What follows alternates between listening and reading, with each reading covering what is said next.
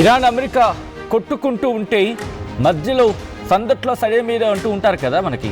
అలా తయారైంది పాకిస్తాన్. ఉగ్రవాదులు భారీ కుట్రకు పన్నుతున్నారు, భారీ ఉగ్ర కుట్రలు పన్నుతున్నారు. భారత్లో భారీ ఉగ్రదాడికి కుట్ర పన్నారా? ప్రస్తుతం దీనికి సంబంధించి చర్చ జరుగుతుంటుంది సోషల్ మీడియా వేదికగా. మసూద్ అజార్ ఆడియో ఇప్పుడు సంచలనంగా మారింది.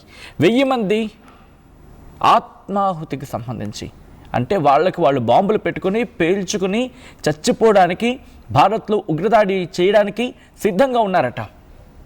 ఇది వీడంటున్నమాట, మసూద్ అజార్ అంటున్నమాట.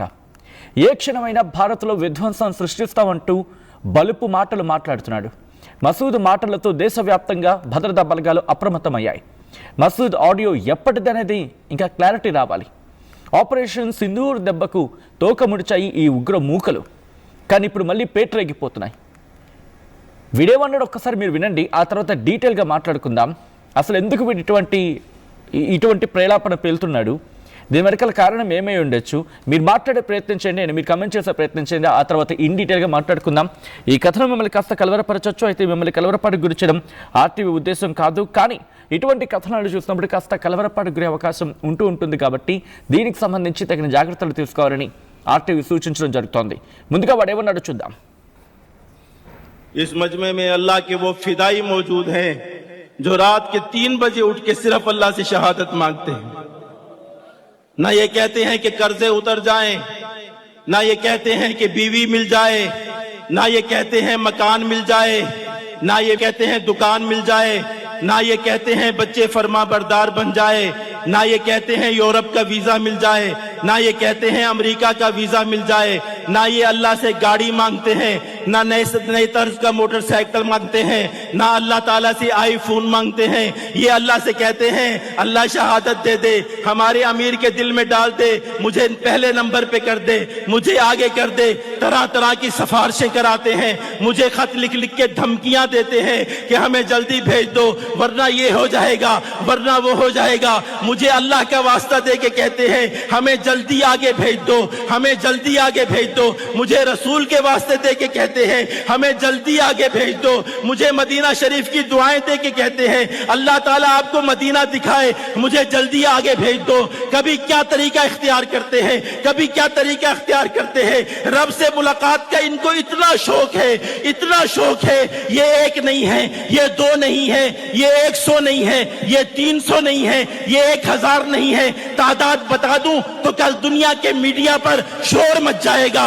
ये चलेंगे इंशाअल्लाह, ये जाएंगे इंशाअल्लाह, इनका रब इनको कबूल करेगा इंशाअल्लाह। इसलिए कि हमारे रब ने हजरत मोहम्मद सल्लल्लाहु अलैहि वसल्लम की इस उम्मत के साथ बड़ा लाड फरमाया है। इस मजमे में చూశారు కదా, ఆవేశంతో ఊగిపోతూ అక్కడ వాళ్ళకి ఏదో నేను మంచి చేస్తున్నానని చెప్పి ఆవేశంతో మాట్లాడుతున్నాడు. కానీ నిజంగా మంచి చేసే ఉద్దేశం ఉందా? మరి ముఖ్యంగా వాడు మాట్లాడుతున్న మాటలు అంటే తమకి తాము బలవన్ మరణానికి పాల్పడి ఆ దేశాన్ని మట్టుబెట్టే ప్రయత్నం చేయాలనుకుంటున్నారు. ఒకరు కాదు, ఇద్దరు కాదు, ఏకంగా 1000 మంది కూడా కాదు, వేల సంఖ్యలో బలవన్ మరణానికి పాల్పడి ఆ బాంబులు పెట్టుకొని తమని తాము పేల్చుకొని చచ్చిపోయే మూకలు సిద్ధంగా ఉన్నాయంట. వాడు భారత్లోకి రావడానికి అనుమతించాలని నాపై ఒత్తిడి చేస్తున్నారు. అంటే వీళ్ళు ఉంటారు కదా, బాంబులు బాడీకి కనెక్ట్ చేసేసుకొని తమకు తాము పేల్చేసుకుంటారు. వాళ్ళు భారత్లోకి రావడానికి సిద్ధంగా ఉన్నారట, వీడికి పర్మిషన్ అడుగుతున్నారట. బాగుందిరా, పనికిమాలిన ప్రలాపనంతా మీకు భలే ట్రైనింగ్ ఇస్తారా?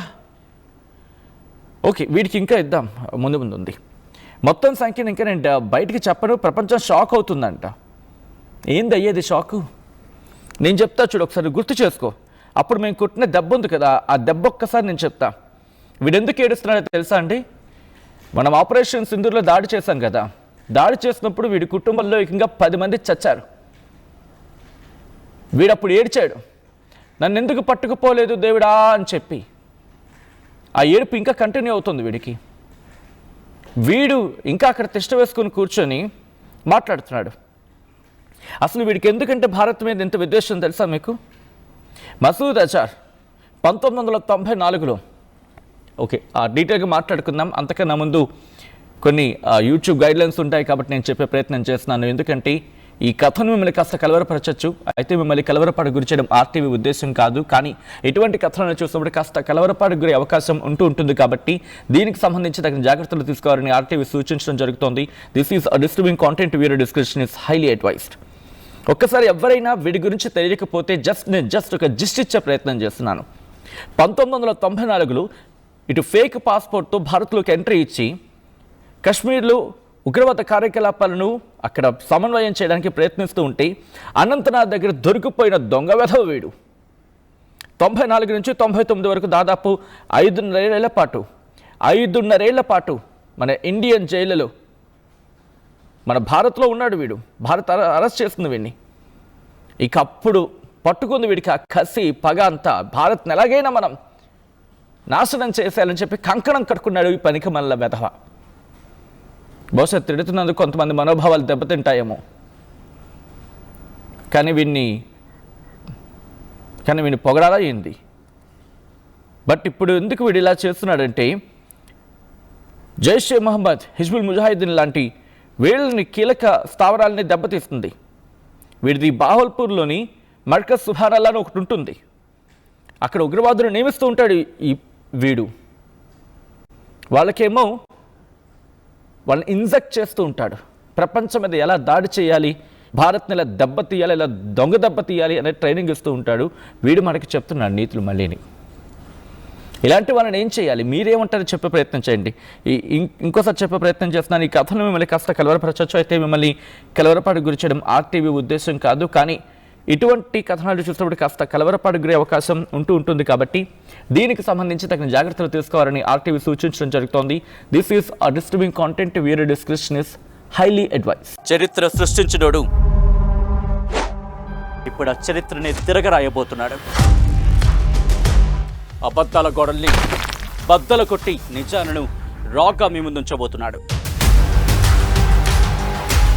నిజమైన వార్తల కోసం వెంటనే డౌన్లోడ్ చేసుకోండి రా యాప్ని.